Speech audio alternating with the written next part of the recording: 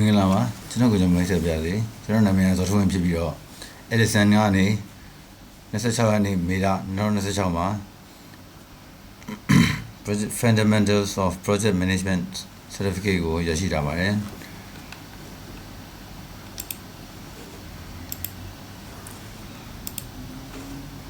ခုအဲ့ဒီ Project Management Certificate ကိုcertificate course ကိုပဲပြန်တင်ပြမှာဖြစ်ပါတယ်ခုကြည့်ကြအောင်နော်ခု learning outcomes ကိုစမယ်စကြည့်မယ်ပေါ့နော်အဲ့ကဒီ module ပြီးသွားတဲ့အခါမှာကျွန်တော်တို့ဟာ analyze လုပ်နိုင်မှာဖြစ်တယ်ဘာလို့ analyze လုပ်နိုင်မလဲဆိုတော့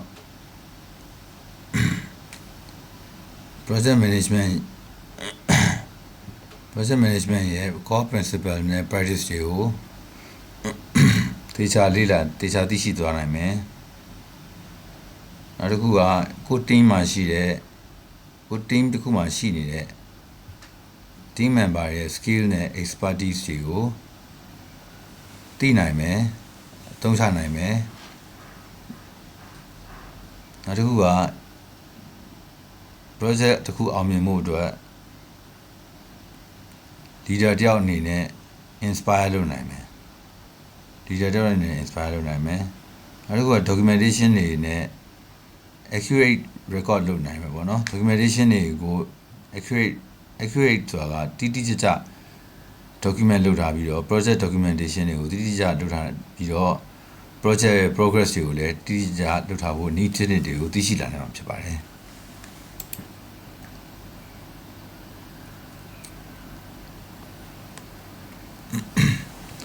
project ဆိုတာဘာလဲဆိုတော့အချိန်တစ်ခုပေးလိုက်တယ်ပေါ့နော်အချိန်တစ်ခုပေးလိုက်တယ်ဒါလေးကိုရှင်းပြအောင်ဖြစ်ပါတယ်ဒါလေးရှင်းပြအောင် project ဆိုတာကအချိန်တစ်ခုပေးလိုက်တယ်အဲ့ဒီအချိန်တစ်ခုတွင်းမှာသူကပေးလိုက်တဲ့ singular the non routine event မဟုတ်ဘူး သူ့မှာ precise objective ရှိနေတယ် precise objective တခုရှိနေတာဗါလဲဆိုတော့တိကျတဲ့ objectives တွေရှိတယ်တော့ဘာတွေလုပ်ရမလဲဘာတွေကန်ရမလဲဘာတွေပြီးရမလဲဘာတွေသူ့မှာရှိနေတယ်ဒါတွေက non routine တွေဖြစ်မဟုတ်ဘူး non routine က routine ဆိုတာဘာကိုခေါ်ရလဲဆိုတော့ဥပမာမနေ့မိုးလင်းလို့ရှိရင်သွားတက်ရမယ်မနေ့စားရမယ်ညဘက်လို့ချက်လို့ရှိရင်အိပ်ရမယ်နောက်တစ်နေ့ရောက်လို့ရှိရင်ဒါတွေကထပ်ပြီးပြင်လုပ်နေရတယ်ဥပမာကက်ရှာဆိုလို့ရှိရင်မနေ့မိုးလင်းကက်ရှာဆိုလို့ရှိရင် operation လုပ်ရတာရှိတယ် operation မဟုတ်ဘူး project ဆိုတာ operation မဟုတ်ဘူး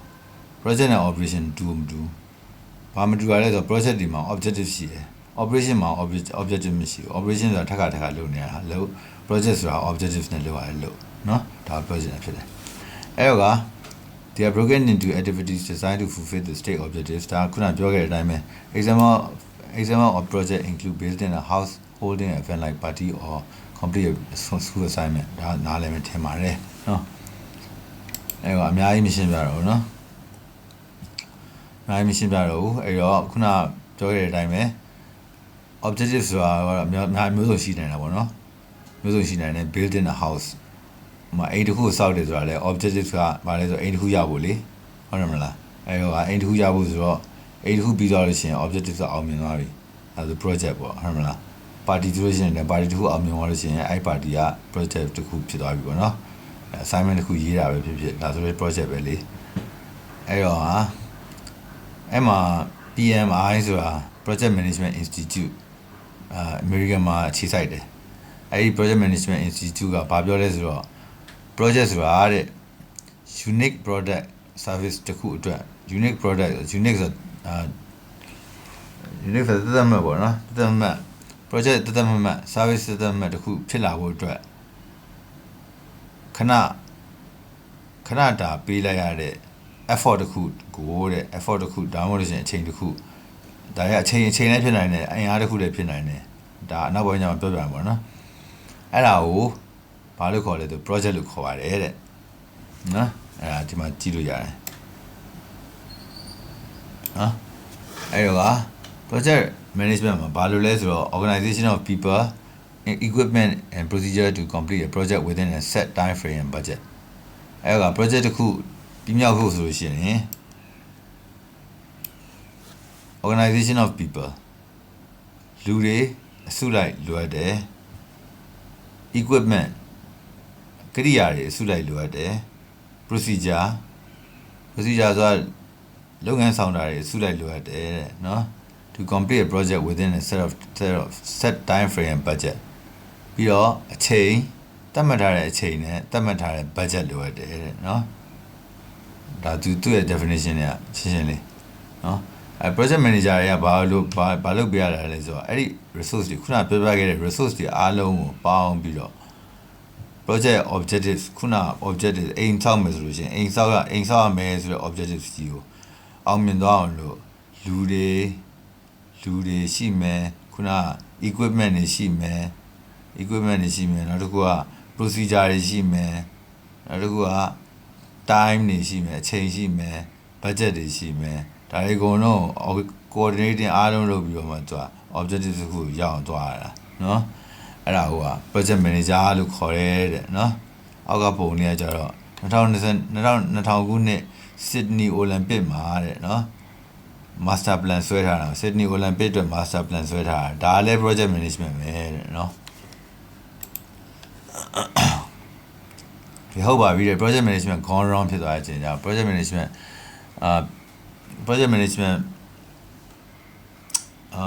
မှားသွားတဲ့အချိန်ကျတော့ဘာဖြစ်မလဲတဲ့နော်ဒီဘက်က building လေးကိုကြည့်လိုက်ပေါ့နော် building ကြီးပျက်စီးသွားတာအဲ့ဒါနောက်ဆုံးကျတော့ဘယ်တော့ဆိုရလဲဆိုရင် chief project manager ကအလုပ်ထွက်သွားတဲ့အထိဆိုးရွားသွားတယ်ပေါ့နော်အမှ delay ဆိုတော့နောက်ကျသွားတယ်လည်းဖြစ်တယ် controversy ဆိုတော့ညှင်းခုန်လည်းဖြစ်တယ်ပေါ့နော်ညှင်းခုန်လည်းဖြစ်တယ်ဆိုတာဘယ်တော့ဆိုလဲဆိုလို့ရှိရင် original project estimate ထက်လေးစားပို့ပြီးတော့ကုန်ကျသွားတယ်နောက်ဆုံး chief project manager အလုပ်ထွက်သွားတယ်ဒီပဲပေါ့နော်အဲ့တော့ဒီဆိုတဲ့ organization use the project management techniques to ensure that organizations and system objectives are met in a timely, accurate, relevant and complete manner. They provide a way of controlling people resources. So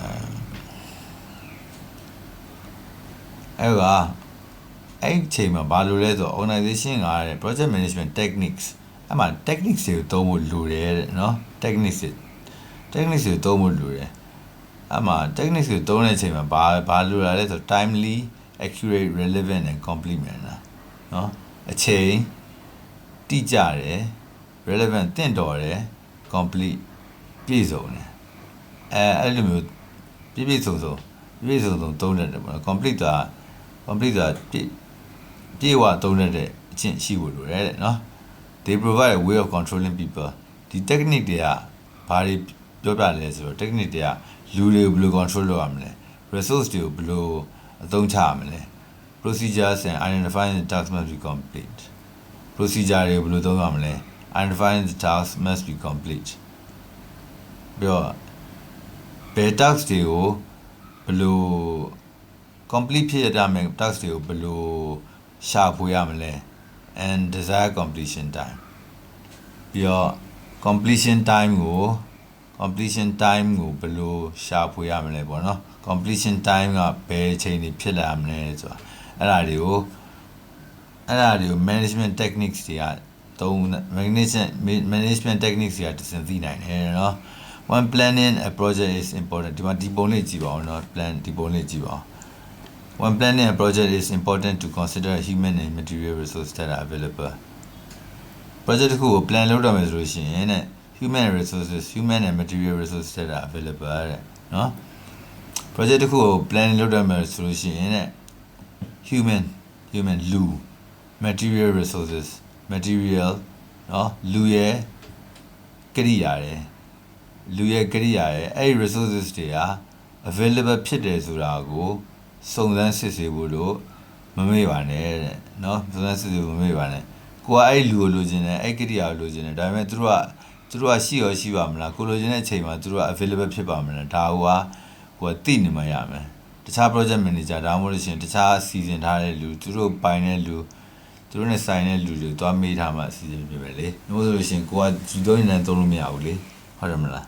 ။ one planet project you need to identify project requirement and objective ensuring everyone understand the goal of the project တဲ့နော်။ planet project ကို plan လုပ်တဲ့အခါမှာတဲ့တင်ရတဲ့တင်ရဲ့ requirement and objectives တွေကိုတဲ့ identify လုပ်ထားရမယ်နော် identify ကိုယ့် project requirement and objectives ကို objectives ကခုနလည်းခဏပြောရနော် objectives ကအိမ်ဆောက်မယ်ဆိုလို့ရှိရင်အိမ်ဆောက်မယ်ဆိုတော့ objectives ကိုကိုယ်ကသိနေရမယ်အိမ်ဆောက်မယ်ဆိုလို့ရှိရင်ဘာတွေလိုမယ်ဆိုတာလည်းကိုယ်ကသိနေရမယ်နော် ensuring everyone understand the goal of the project အဲ့တော့ကဒီအိမ်ဆောက်မယ်ဆိုလို့ရှိရင်အိမ်ဆောက်မဲ့လူတွေအကုန်လုံးကလည်းဒီအိမ်ဆောက်မယ်ဆိုတဲ့ဟာကြီးကိုငါတို့အိမ်ဆောက်ကြမယ်ဟေ့ဆိုတဲ့ဟာကြီးကိုနားလည်နေကြရမယ်နော် understand that addressing all needs will not only help ensure that project successful completions to satisfaction of stakeholders အဲ့တော့က understanding and addressing all the needs အဲ့တော့အဲ့လိုမျိုးနားလည်တာနဲ့ကိုယ့်ရဲ့ဒီပါဝင်မဲ့လူတွေကလိုအပ်ချက်တွေအကုန်လုံးကိုဖြည့်ဆည်းပေးတာက project ရဲ့အောင်မြင်မှုကို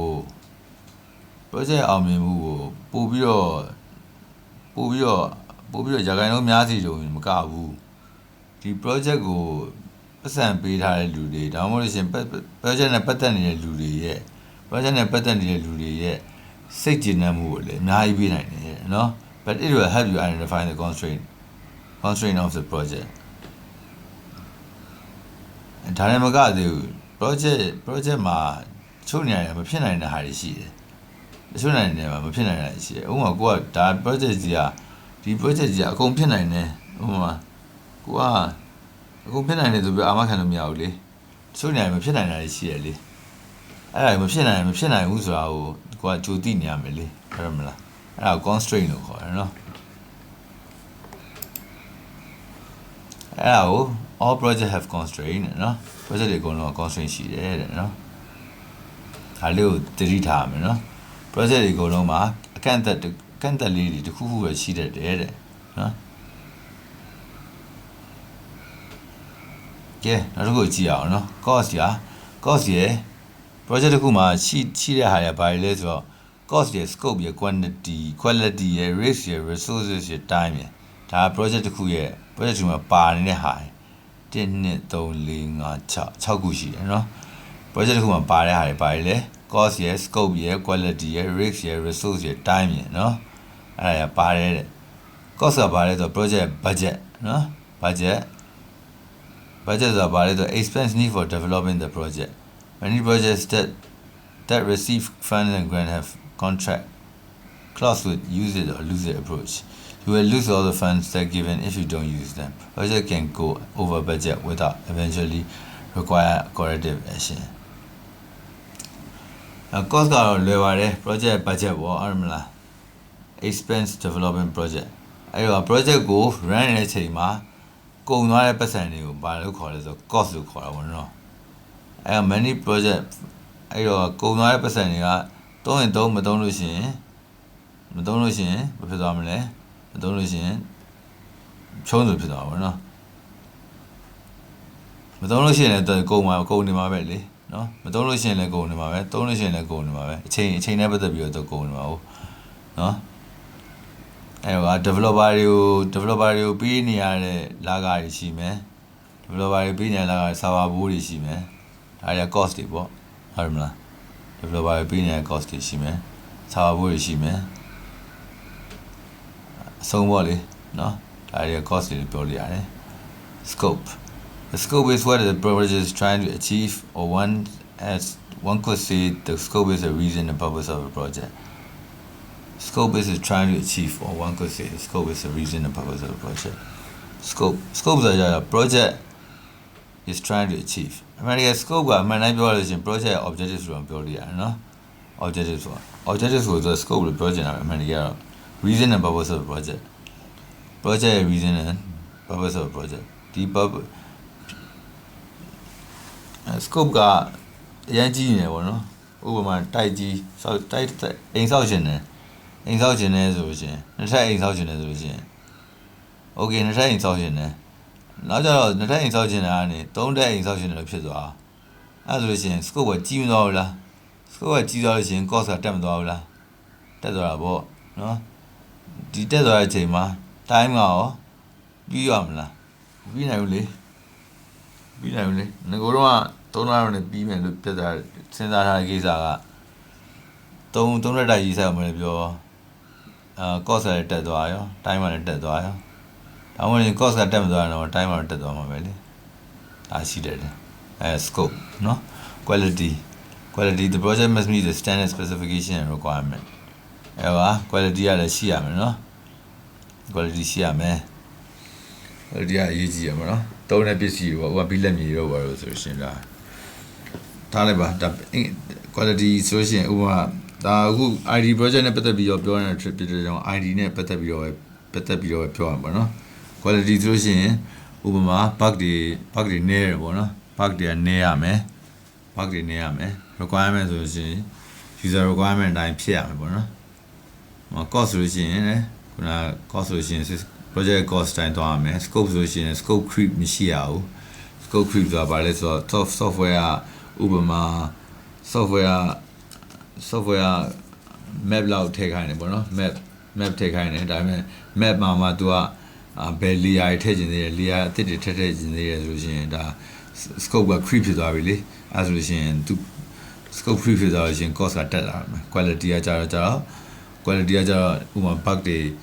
quality က software ကြီးလာတယ် scope ကကြီးလာတဲ့ကြောင့်မလို့ quality ကတဖြည်းဖြည်းနဲ့ bug တွေများလာမယ်ပေါ့ bug တွေများလာတဲ့ကြောင့်မလို့ scope ကကြီးလာတော့ဆက်ရလို့မနိုင်တော့ကြတော့ quality ကကျလာတယ်ဒါမျိုးပေါ့ risk ကကြတော့တဖြည်းဖြည်းနဲ့ risk တွေများလာတာပေါ့ risk တွေများလာတယ်ဥပမာDeveloping organ impact on projects. Risk များလာတယ်ဆိုတော့ဘယ်လိုမလဲ risk က project တိုင်းမှာရှိတာပဲလေဥပမာ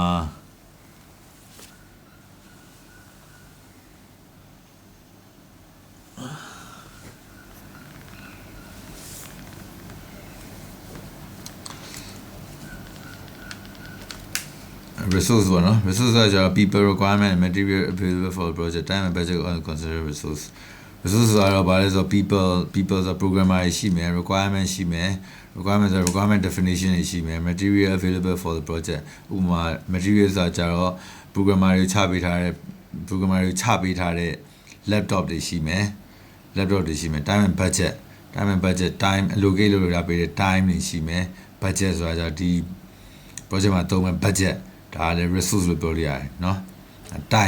time is the time taken to project time whether amount of time taken or amount of time set out for a project to complete time ဆိုတော့ရှင်းပါတယ်ဒီ time taken to complete the project ဒီ project ကိုပြီးသွားအောင်လို့ချပေးထားတဲ့အချိန်เนาะဒါတွေအကုန်လုံးကိုစဉ်းစားရမယ်တဲ့เนาะအဲ့တော့ triple constraint ဆိုပြီးရှိတယ်တဲ့ triple constraint value triple constraint ကဘာလဲဆိုတော့ cost ရယ် schedule ရယ် scope ရယ်၃မျိုးရှိတယ်เนาะ၃မျိုးရှိတယ်အဓိကဘာလဲဆိုတော့ခုနပြောခဲ့ပြီးသူလားပဲcost က schedule scope ကတကယ်လို့ကြီးသွားတယ်ထားပါတော့ scope ကကြီးသွားတယ်ဟိုမှာငကိုတော့လုပ်ချင်တာ POS တေးလေးဒါပေမဲ့နောက်ကျ POS အကြီးလုပ်ချင်တယ်အထက်မှာ HR function တွေပါထည့်ချင်တယ်HR function တွေထည့်ခြင်းနဲ့ POS စီစီလေးကနေမှတစ်ဆင့်payroll တွေပါထည့်ခြင်းနဲ့ POS တည်တည်လေးပဲဒါပေမဲ့ royalty program တွေပါထည့်ခြင်းနဲ့ထည့်ခြင်းနဲ့ဆိုလို့ရှိရင် cost ကတက်သွားရော schedule cost ကတက်သွာ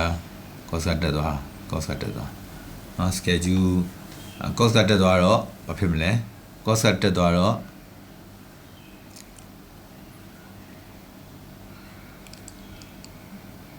အဲ့ဒါကcost ကတက်မသွားရင်တော့မှ cost ကိုရမ်းမထားခြင်းတော့မှ scope ကကြီးသွားတဲ့ကြောင့်မလို့ဘာလို့ရမလဲ cost ကိုမတက်ချင်လို့ရှိရင် schedule ကိုရှည်ရှည်ပေးရမယ်ဟုတ်မလား schedule ကိုငကိုတော့2လဆိုလို့ရှိရင်3လလောက်နဲ့ချိန်ပေးရမယ် programmer တွေက programmer ဒီလောက်နဲ့ဒီ scope ကြီးကိုဒီ scope ကြီးကိုနှစ်လောက်နဲ့ပြောင်းမရေးတပြည့်နိုင်ဘူးလေဒါမျိုးပေါ့နော်အဲ့ဒါ triple constraint လို့ခေါ်တယ်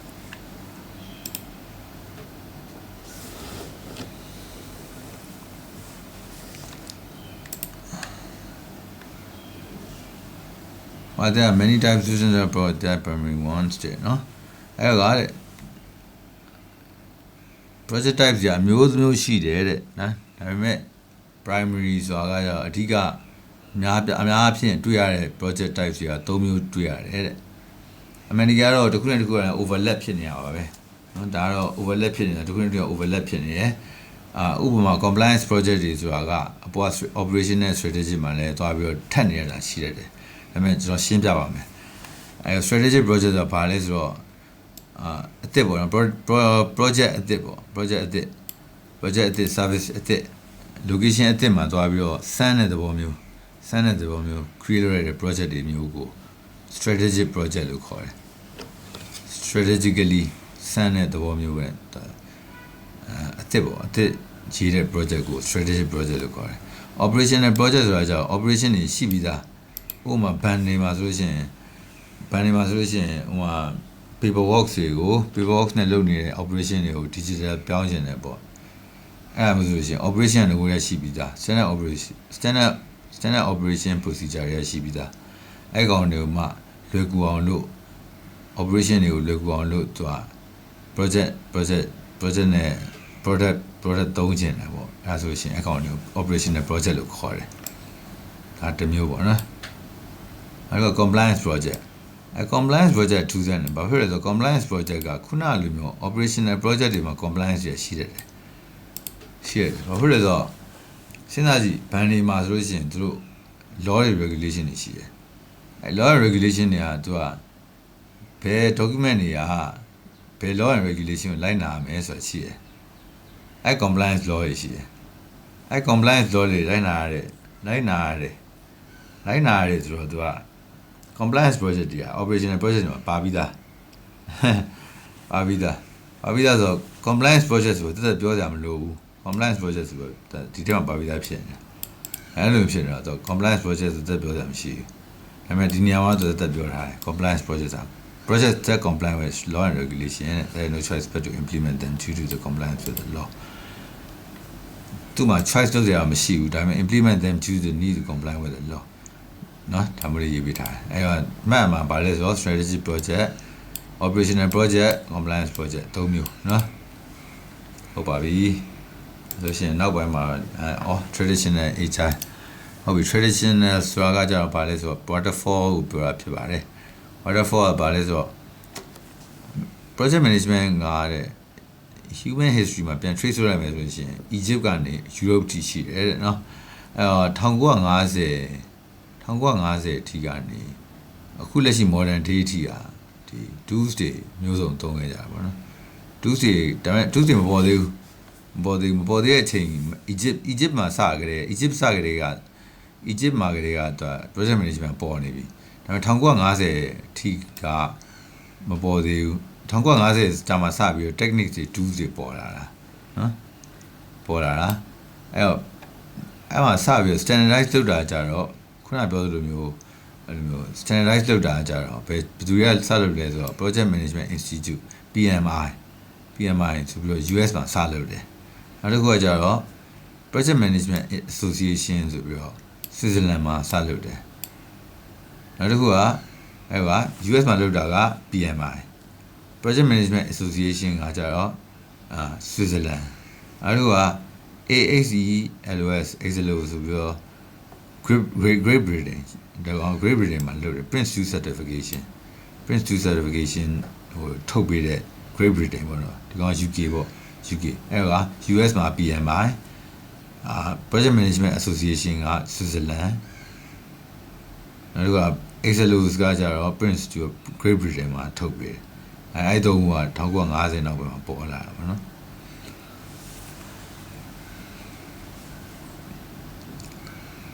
ဒါပေမဲ့ traditional tools and methodologies တွေကဒီ first phase ဖြစ်တဲ့ development development environment တွေမှာသူကတဖြည်းဖြည်းနဲ့သုံးလို့မရအောင်ဖြစ်လာတယ်ဖြစ်လာတဲ့အခါမှာသူကဘာကိုသုံးကြလဲဆိုတော့လူရဲ့ agile ဘက်ကိုပြောင်းလာကြတယ်။ဟိုမှာ agile ကိုကျွန်တော်လေ့လာကြတယ်ပေါ့နော်။ agile ကကြတော့ဘာလဲဆိုတော့ iterative process ကဘာလဲဆိုတော့ customer feedback တွေကိုသူကအများကြီးယူနေတာ။မှာတော့ဘယ်လိုလဲဆို traditional မှာဆိုလို့ရှိရင်သူက customer feedback ကိုတစ်ခါယူတယ်။တစ်ခါယူ user requirement ဆိုပြီးတော့ user requirement ဆိုတစ်ခါကောက်လိုက်တယ် user တဲ့ requirement တစ်ခါကောက်လိုက်တယ်ပြီးတော့တစ်ခါလည်းအဲ့ဒီဟာကိုကြည့်ပြီးတော့ရေးကြဆိုပြီးတော့တစ်ခါရေးလိုက်ကြတယ်အဲ့လိုမဟုတ် agent ကြတော့ user requirement ယူတယ်တစ်ခါပြန်ရေးတယ်တစ်ခါယူတယ်တစ်ခါပြန်ရေးတယ်တစ်ခါပြန်ယူတယ်တစ်ခါပြန်ရေးတယ်အဲ့လိုမျိုးယူပြန်ရေးယူလိုက်ပြန်လိုက်ယူလိုက်ရေးလိုက်ယူလိုက်ရေးလိုက်ယူလိုက်ရေးလိုက်အဲ့လိုမျိုးပြန်ပြန်လှန်သွားနေဟာ sprint လို့ခေါ်တာပေါ့နော် short development cycle ဆိုခေါ်တယ် short development cycle sprint လို့ခေါ်တယ် sprint ဆိုတော့ကျွန်တော်ကြောင်းမှာပေါ့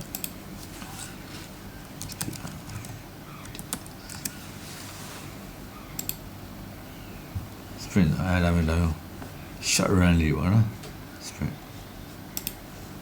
sprint short run လေးပေါ့ short run ဆိုဘယ်လိုလဲဆိုတော့တာတို run လေးပေါ့တာတိုလေးပြေးတာတာတိုလေးပြေးနှစ်ပတ်ကနေသုံးပတ်ချိန်ပေါ့ချိန်ဒီမှာ software development မှာနှစ်ပတ်ကနေသုံးပတ်ပေါ့တကယ်တာတိုပြေးတဲ့ချိန်မှာတော့15မိနစ်10မိနစ်လောက်ပဲကြာမယ်တူတကယ်တာတိုပြေးတဲ့ဟာအဲ့လိုမျိုးပေါ့နော်အဲ့လိုမျိုးဒိတ်ပဲပေါ့အဲ့လိုမျိုးပေါ့ပြီးတော့မှ user ပြန်ပြပေါ့လောက်ဆိုမင်းတို့အဆင်ပြေပြီလားလောက်ဆိုမင်းတို့အဆင်ပြေပြီလားလို့ user အများနဲ့ပြန်ပြပြီးတော့သွားနေတာမျိုးအဲ့လိုမျိုး agile ခေါ်တာပေါ့agile methodology ပေါ့နော် agile က waterfall နဲ့တော့မတူဘူးပေါ့နောက်ပိုင်း hybrid သုံးတာလည်းရှိတယ် hybrid ကကြာ waterfall လည်းသုံးတယ် agile ကိုလည်းသုံးတယ်အဲ့နှစ်ခုလုံး hybrid သုံးညှပြီးသုံးတာအောင် agile လို့ခေါ်တယ်အဲ့ဒါကြောင့်မို့လဲအခုဒီ Prince 2အသုံးချနေသေးပေါ့နော် project management is not a new concept ဒါခုနဟာပဲသူကနည်းနည်းပိုအခြေချက်ပြီးပြောတာပေါ့နော်Egypt တွေလက်ထက်ကတည်းက project management ကဒီ Great Pyramid တွေပေါ့နော် pyramid တွေစောက်ဖို့အတွက်သုံးခဲ့တာပေါ့နော်ဒါပေမဲ့1900နောက်ပိုင်းမှာမှသူက grant check ကိုစပြီးတော့ create လုပ်တာပေါ့ Henry Grant ဆိုတဲ့လူက1910မှာ grant check ကိုစပြီးတော့သူ introduce လုပ်တာပေါ့နော်ဘာချက်ပေါ့နော်the project schedule ကိုပြတာတော့ပါလေတော့ phase and activities of a project တစ်ခုရဲ့ phase နဲ့ activities ကိုပြတာ grant check as grant check ကဘယ်မှာသုံးလဲဆို United States က Hoover Dam ဆိုတာ Hoover ရေလောင်တမန်ပေါ့နော် Hoover ရေလောင်တမန်နဲ့ Manhattan project တွေမှာသုံးတယ်တဲ့နော်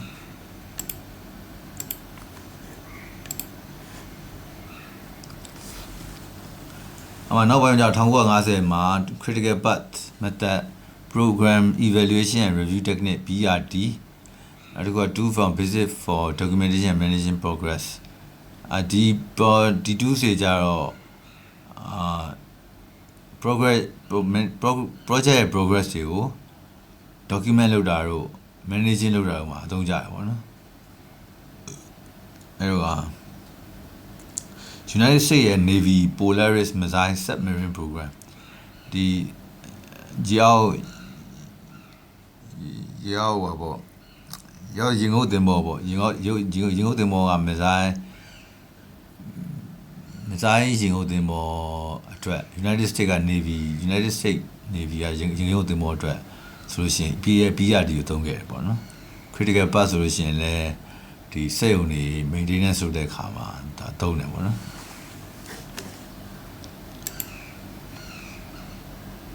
ကဲဒီနေ့တော့ဒီလောက်ပဲเนาะ